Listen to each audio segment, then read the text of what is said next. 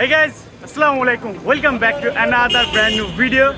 তো গাইজ, আজকে আমরা যাচ্ছি হচ্ছে হোটেল খুঁজতে। মানে আজকে হচ্ছে আমাদের একটা গেস্ট আসবে, তো গেস্টকে রাখার জন্য আমাদের একটা হোটেল লাগবে, মানে হোটেল বলতে রুম লাগবে।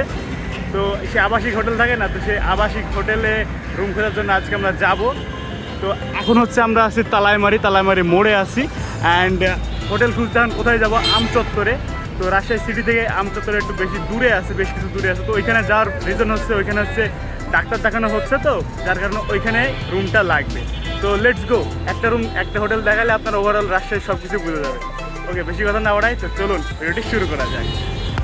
তারপরে আমরা একটা অটো নিয়ে নিলাম এবং 10 টাকা ভাড়া দিয়ে আমরা রেলগেটের উদ্দেশ্যে রওনা দিলাম। তো রেলগেটে যাওয়ার পথে যে রাজশাহীর সুন্দর এই লাইটিং সেটআপটা চোখে পড়লো, যেটা দেখতে আমার বরাবরই অনেক সুন্দর লাগে এবং দেখে ফিল নিতে নিতে অনেক সুন্দরভাবে আমরা পৌঁছায় গেলাম রেলগেটে। অ্যান্ড রেলগেটে এসে দেখি ভাই, রেলগেটে অনেক বেশি ক্রাউড, অনেক বেশি অটোরিকশা, অনেক বেশি গাড়ি টাড়ি বাস টাস সব কিছু আছে এখানে। এই জায়গাটা সাধারণত এরকম জনবহুলই থাকে।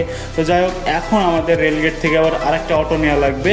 তো রেলগেট থেকে আমাদের এই দিকে যাওয়া লাগবে, তো এই দিকে যাওয়ার জন্য আমাদের একটা অটো নেওয়া লাগবে। তো রেলগেট থেকে আমচত্বরে যেতে 10 টাকা অটো ভাড়া লাগে, তো ওই জন্য আমরা একটা অটো নিয়ে নিলাম। তো যেহেতু এখানে ফ্লাইওভারের কাজ চলছে, যার কারণে এই রাস্তার অবস্থা খুবই বাজে। এর জন্য আমরা খুবই সাবধানতার মাধ্যমে এই দিক দিয়ে যাচ্ছিলাম। অ্যান্ড মাত্র 10 টাকা দিয়ে রেলগেট থেকে আমচত্বরের দিকে আমরা রওনা দিলাম। তারপরে আমরা চলে আসলাম শালবাগান রোডের দিকে। অ্যান্ড রাজশাহীর মধ্যে এই শালবাগান রোডটা অনেক বেশি সুন্দর আছে, মানে অন্যান্য রোডের থেকে একটু কম সুন্দর, কিন্তু এই রাস্তাটা হচ্ছে অনেক গোছালো, যার কারণে দেখতে একটু বেশি সুন্দর লাগে। তো যাই হোক, শালবাগান রোড দিয়ে যেতে যেতে হঠাৎ আমার চোখে পড়লো রাজশাহীর একমাত্র পোস্টাল একাডেমি। তো এটা রাজশাহী না, এটা হচ্ছে সারা বাংলাদেশের একমাত্র পোস্টাল একাডেমি। যারা যারা পোস্ট অফিসে চাকরি করে তাদের সকল ধরনের প্রশিক্ষণ এখানে দেওয়া হয়। তো এটা দেখে অনেক ভালো লাগলো। তো বাংলাদেশের একমাত্র পোস্টাল একাডেমির সামনে দিয়ে আমরা অটো নিয়ে চলে যাচ্ছিলাম। অ্যান্ড রাজশাহীর সুন্দর ভিউ প্লাস অনেক সুন্দর একটা ভাইব পাচ্ছিলাম।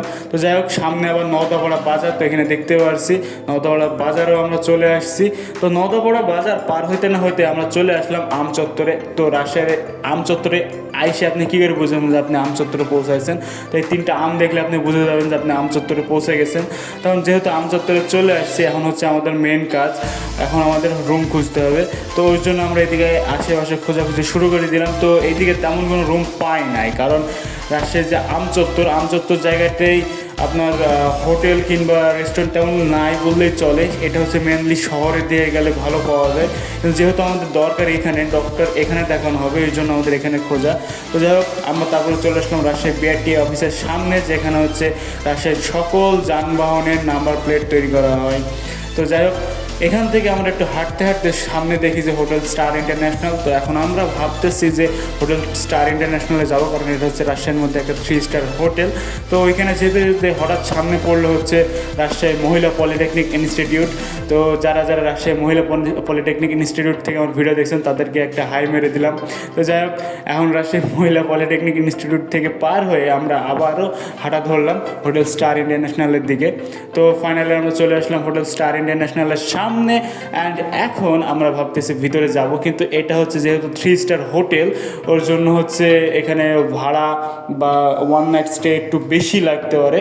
তো যাই হোক, আমরা একটু বেশি আন্দাজ করছিলাম। তো এখন আমরা যেহেতু ভিতরের দিকে যাব, তো ভিতরে যাওয়ার সময় এখন যে বিষয়টা লক্ষ্য করি যে এই যে ডোরটা, এটা খুব ইন্টারেস্টিং। এটা হচ্ছে অটোমেটিক, গেলে অটোমেটিক খুলে যায়, যেটা আমার কাছে খুবই বেশি ভালো লাগছিলো। তো যাই হোক, এখন আমি যদি ভিতরের দিকে যাই তাহলে প্রথমে যেটা চোখে পড়বে সেটা হচ্ছে এখানকার রিসেপশনটা অনেক বেশি সুন্দর আছে, একটু ক্লাসি ভাইব আছে, একটা দেখে মনে হচ্ছে একটা প্রিমিয়াম একটা জায়গায় চলে আসছি। তো এদের সাথে একটু কথাবার্তা বলছিল আরাব ভাই। তো কথাবার্তা বলে যেটুকু বুঝলাম যে এখানে থাকা যাবে না, কারণ এখানে অনেক এক্সপেন্সিভ জায়গা। এখানে হচ্ছে 1 নাইট কাপল বেডের জন্য হচ্ছে 4,000 টাকা, এবং হচ্ছে সিঙ্গেল এমনি নর্মালি যদি থাকেন তাহলে 3,000 টাকা, অনেক বেশি। তো এখানে সো গাইস, আমরা হচ্ছে হোটেল স্টার ইন্টারন্যাশনালে গেছিলাম। তো এখানে রুমের ভাড়া অনেক বেশি বলছিল, এক রাতে 4,000 টাকা কাপল রুমে, আর এমনি নর্মাল নিলে 3,000 টাকা। তো এত বাজেট নাই এখন। তো এখন হচ্ছে অন্যান্য জায়গায়, মানে আমচত্বরে তো তেমন কোনো রুম নাই। রুম যদি নিতে হয় তাহলে সিটিতে গেলে রুম ভালোভাবে পাওয়া যেত, কিন্তু আমাদের তো রুম লাগবে আমচত্বরে। তো এই জন্য এখন আমরা এটা স্কিপ করলাম, মানে হোটেল আজকে আর খুঁজলাম না, মানে এটা বাদ। তো আপনাদের আমি দেখাইলাম যে কেমন কি হইতে পারে একটা 3 স্টার হোটেল। তো যে গেস্টগুলো আসবে ওনাদের হচ্ছে আমাদের অন্য একটা ম্যাচ আছে ওইখানে রাখা হবে, ব্যাপার না, ওইটা নিয়ে কোনো প্যারা নাই। তো যাই হোক আজকে আর হোটেল টোটেল খোঁজা হলো না, আপনারা যদি চান নেক্সটে এই সম্পর্কিত প্রপার একটা ভিডিও আপনাদের জন্য দেওয়া হবে। ওকে টাটা, নেক্সটে অন্য একটা ভিডিওতে আবার দেখা হবে।